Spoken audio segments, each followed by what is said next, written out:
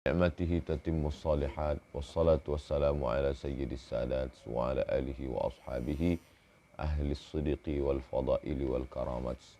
Allahumma salli ala sayyidina Muhammad wa ala alihi wa sahbihi wa barik wa sallim.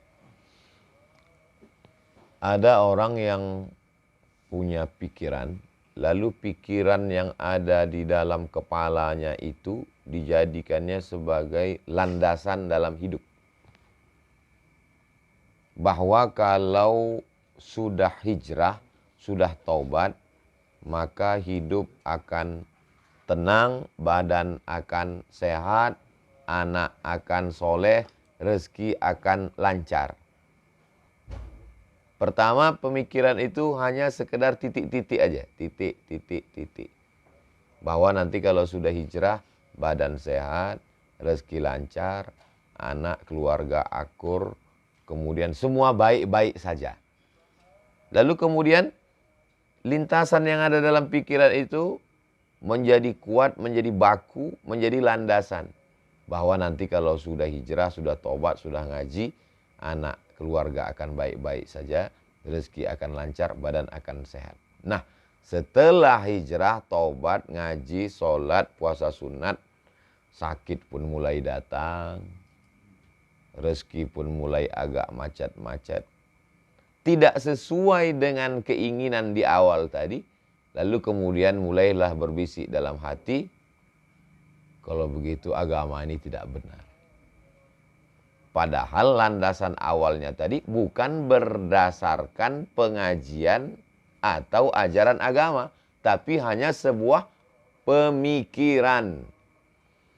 Lalu ketika terjadi tidak sesuai dengan keinginan, menyalahkan Allah, menyalahkan Ustadz, menyalahkan Nabi Muhammad, menyalahkan hijrah, menyalahkan semuanya. Inilah yang disebut dengan bertuhan dengan hawa nafsu. Jadi, kalau ada orang yang salah sebelum hijrah, minum khamar, salah. Berjudi, salah. Berzina, salah. Sabu-sabu, salah. Narkoba, itu salah. Ada kesalahan yang paling mengerikan. Kesalahan pemikiran setelah berhijrah. Dan yang paling mengerikan, orang yang minum khamar tahu dia itu salah. Orang yang berjudi tahu dia itu salah. Orang yang berzina tahu dia itu salah. Artis-artis yang membuka aurat, yang bicara aib orang lain, ada spesialis aib, ada spesialis zina, ada spesialis khamar. Dengan bangganya membuat video podcast khamar, podcast zina, dia sadar itu salah. Tapi nantilah kalau setelah uang ini agak banyak, udah agak tua baru taubat. Tapi ada yang paling mengerikan. Orang yang sudah taubat membuat satu pemikiran dan dia tidak sadar bahwa itu salah.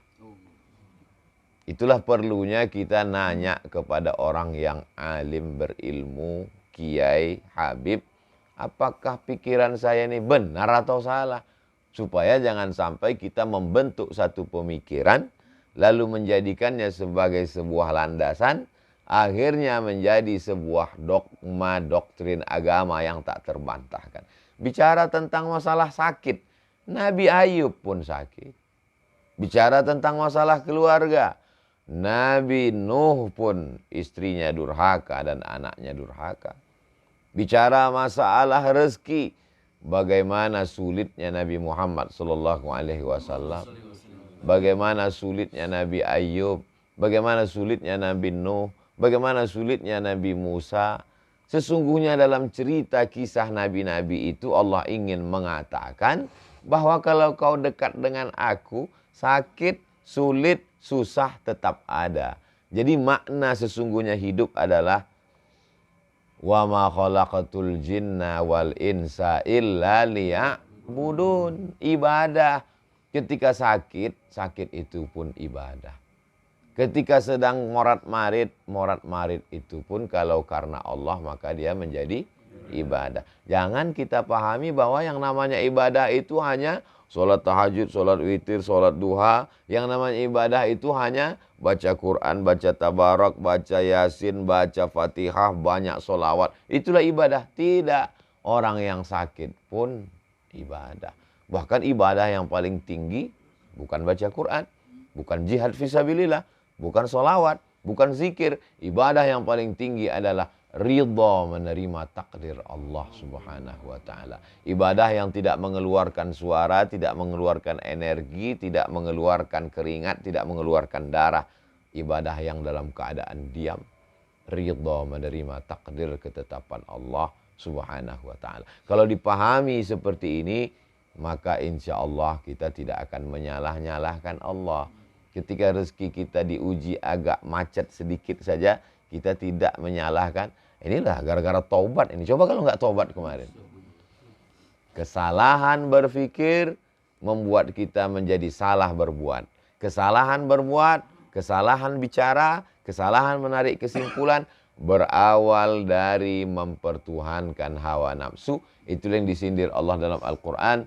Ittakhadha ilahahu hawahu. Ittakhadha menjadikan. Ilahahu Tuhannya. Hawahu hawa nafsunya dijadikan sebagai Tuhan. Faksusil qasoso. Ceritakan tentang kisah-kisah itu. Kisah siapa? Kisah nabi-nabi itu. Supaya apa? La'allahum yatafakkarun. Supaya berpikir. Oh, ternyata aku sekarang sedang sakit. Nabi pun ternyata juga sakit. Aku sekarang sedang agak macet sedikit rezeki. Sesungguhnya supaya Allah mengajarkan bersyukur tentang lapangnya rezeki. Oh, sekarang anakku ini agak sulit sedikit diatur. Supaya untuk mengingatkan. Supaya ada usaha dan ikhtiar doa lebih. Allah cuma ingin kita sujudnya lebih lama sedikit dari biasa. Kalau rezeki kita lancar, sujudnya mungkin tasbihnya 3 kali.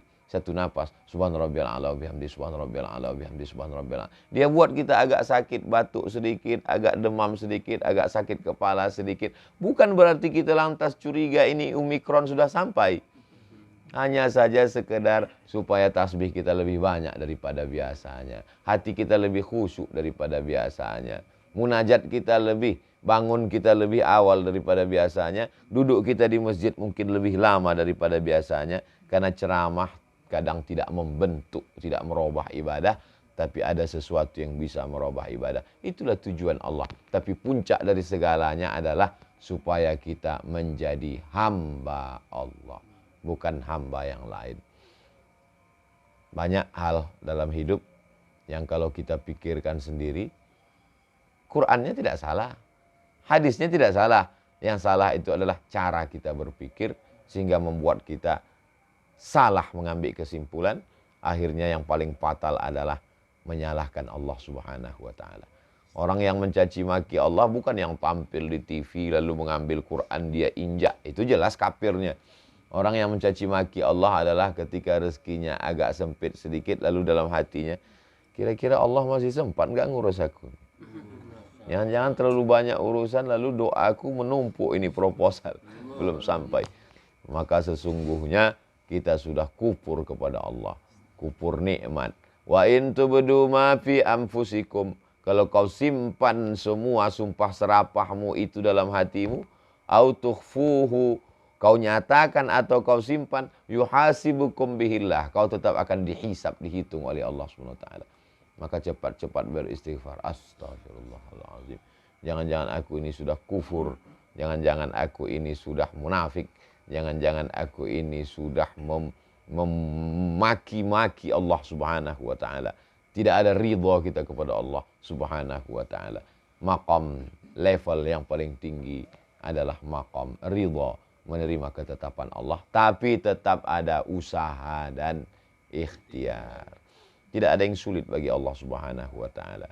Sulitkah bagi Allah untuk membuat Musa hanyut di sungai Nil, lalu diselamatkan oleh istri Fir'aun, lalu naik setinggi-tingginya menjadi anak angkat Fir'aun, tinggal di istana paling megah dan mewah, lalu dengan cara mudah pula Allah menjatuhkannya dengan cara melerai 2 orang yang berkelahi. Fawakazahu Musa, dia tinju, mati mendadak. Hanya cara Allah untuk mengeluarkan dia dari istana Fir'aun, zona aman. Enak, adem, ayam, tentram. Dikeluarkan Allah. Kau mesti merasakan susah payahnya. Dari istana Fir'aun yang megah, jatuh menjadi pengembala kambing 8 tahun. Panas terik di gurun pasir. harus mengendalikan kambing, belum lagi pandangan manusia, pekerjaan yang paling rendah hanya untuk menyiapkan dirinya membawa Bani Israel menuju Palestina 600.000 orang. Untuk menerima wahyu yang kuat, yang besar, yang kokoh, Allah ingin mengajaknya berbicara di Bukit Tursina. Perputaran nasib ini tak sama di antara kita. Pak Haji, jamaah, sahabat, ustadz sendiri. Setiap orang punya nasib yang berbeda seperti cap jempol yang tak sama. Perjalanan hidupnya bagaimana, jodohnya bagaimana, karirnya bagaimana, rezekinya bagaimana, terombang-ambing. Semua takdir Allah Subhanahu wa taala. Lalu apa yang membedakan orang beragama dengan yang tidak? Apa beda orang zikir dengan yang tidak? Apa beda orang banyak solawat dengan tidak? Mudah dan cepat dia mengembalikannya kepada Allah. Kalau dia berhasil, cepat dia mengkonekkannya kepada Allah. Begitu juga kalau dia gagal, cepat juga dia mengembalikannya kepada Allah sehingga datang ketenangan ke dalam hati. Cepat mulutnya berkata, la haula wala quwata illa billah. Dan kalau dipuji orang, cepat juga dia mengatakan, ini kebun Pak Haji, ini hotel Pak Haji, ini mobil Pak Haji. Itu hanya semua titipan Allah. La haula wala quwata illa billah. Kadang tak seimbang antara dapat nikmat dengan dapat ujian. Walaupun yang dikatakan nikmat itu pun sebenarnya ujian juga. Tak seimbang terkadang cepatnya kita mengembalikannya kepada Allah antara nikmat yang enak, ujian yang enak dengan ujian yang tidak enak. Wa balawnahum bil hasanat wasayyiat. Kami uji mereka dengan yang enak-enak, dengan yang tidak enak-enak. Tapi kalau yang dapat enak langsung alhamdulillah. Tapi begitu dapat yang tak enak, lama prosesnya. Ada delaynya dulu beberapa detik. Jadi sesungguhnya beda udah ngaji dengan nggak ngaji, beda udah tahajud dengan tidak tahajud, beda udah taubat dengan tidak taubat. Tak ada delaynya antara dapat nikmat dengan dapat yang kurang nikmat. Sama-sama cepat mengembalikannya kepada Allah. Tidak ada delaynya antara syukur dengan sabar. Sama-sama cepat baliknya kepada Allah. Kalau masih ada delay, saat dapat nikmat cepat, alhamdulillah. Tapi saat dapat ujian agak lambat, innalillah. Berarti belum seimbang lagi antara pujian dengan cacian. Kalau sudah lama, sudah sama rasanya antara pujian dengan cacian, sudah sama rasanya antara disambut orang dengan disepelekan orang, barulah sampai pada puncak kedekatan dengan Allah Subhanahu wa taala. Ustadz Somad udah sampai ke level itu, baru menuju proses. Kadang kalau disambut orang, bahagianya. Pas disepelekan orang, datang rasa di dalam. Kenapa? Bangkit emosi, bangkit rasa ingin mengatakan, gak tahu kamu, gak kenal kamu dengan saya. Kamu sepele. Nah, di saat itu mulai sadar, hei Abdul Somad, ternyata kau hanya baru pandai ngomongnya saja. Untuk melakoninya, belum lagi sampai ke level itu. Itulah mengapa kalau di Pekanbaru, mudah saya untuk nelpon Pak Adil dengan Putra. Nanti kita berangkat enggak? Tapi saya usahakan, saya nyetir sendiri, saya mencari parkir sendiri, supaya yang saya sampaikan ini saya amalkan sendiri. Supaya kalau saya ke masjid, kalau saya ada urusan ngantri, muncul di dalam rasa-rasanya udah mau keceplosan nih keluar mau buka masker. Bisa nggak ini? Oh kalau begitu belum lagi. Belum sama lagi antara ketika disambut orang dengan disepelekan orang. Belum sama lagi ketika dilecehkan orang dengan ketika dimuliakan orang. Padahal yang memberikan itu adalah Allah yang sama. Yang membuat orang berkumpul ramai menyambut engkau, hai Abdul Somad. Dan yang membuat engkau disepelekan, diremehkan orang adalah Allah yang sama. Yang mengirimkan manusia itu, yang membuat detak jantungnya, yang membuat dia respon. Ketika jumpa dengan orang, Ustadz, saya jumpa dengan Ustadz ini sudah bermimpi setiap malam ingin ketemu, akhirnya dikabulkan Allah. Yang mengirimkan orang itu Allah yang sama dengan orang yang menyepelekan. Tapi kenapa perlakuan kita berbeda? Jadi dosa bagi orang yang awam adalah minum khamar, berjudi, berzina. Tapi dosa bagi orang yang dekat dengan Allah adalah ketika tak sama perlakuannya kepada Allah. Dalam hal-hal ini adalah kajian-kajian yang khusus dan halus. kalau ditonton oleh orang yang mau taubat, bisa jadi dia tak jadi taubat. Karena dia menganggap, jelimet sekali Islam itu, ribet sekali. Ternyata Ustaz Somad tidak sama kajiannya antara ketika tablik akbar dengan ketika, karena memang audiensnya berbeda.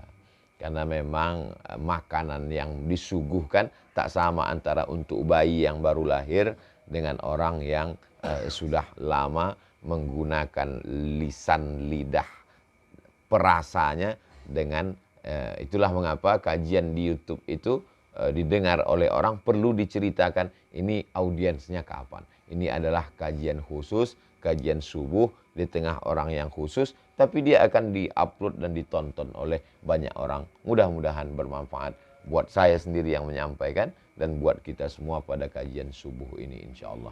Aqulu qauli hadza astaghfirullah li wa lakum. Itu yang dapat saya sampaikan. Mudah-mudahan Allah mengampuni saya atas segala silap dan salah. Barakallahu fikum, jazakumullah khairan. Wassalamualaikum warahmatullahi wabarakatuh. Ada hal-hal yang mengganjal di pikiran, ada yang ingin ditanyakan, kita akan bahas insyaallah.